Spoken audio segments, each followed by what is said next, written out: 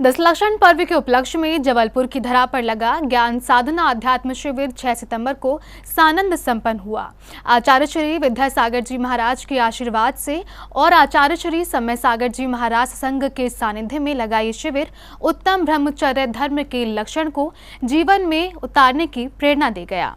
संत शिरोमणि आचार्य श्री विद्यासागर जी महाराज के आशीर्वाद से उनके संघ के वर्तमान नायक आचार्य श्री समय सागर जी महाराज संघ के मंगल सानिध्य में जबलपुर की धरा पर आयोजित ज्ञान साधना आध्यात्म शिविर दशलक्षण महापर्व के अंतिम दिन उत्तम ब्रह्मचर्य धर्म के साथ सानंद संपन्न हो गया। इस अवसर पर भक्तों ने पूरे श्रद्धा भावों से इस पावन दिन की शुरुआत प्रभु के नित्यमय पूजन के साथ की।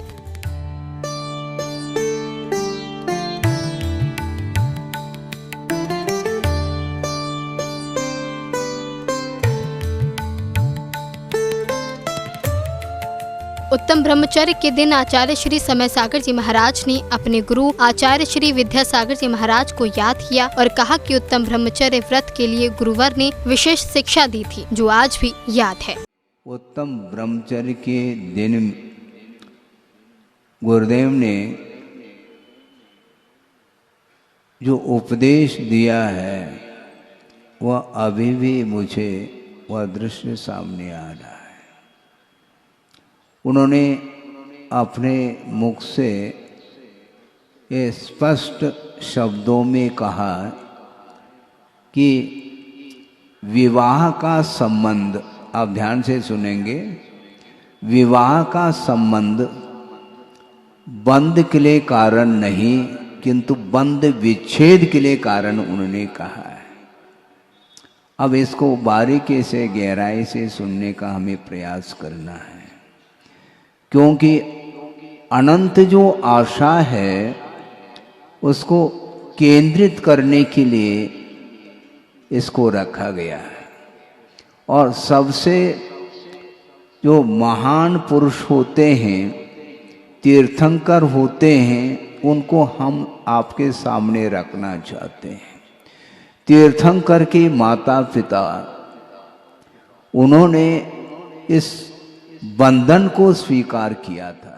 साथ ही आचार्य श्री ने ये भी कहा कि वासना की पूर्ति के लिए विवाह का संबंध नहीं होता। ऐसा एक भी नहीं होगा जिसने पुत्र होने के बाद भी संयम को अंगीकार नहीं किया होगा।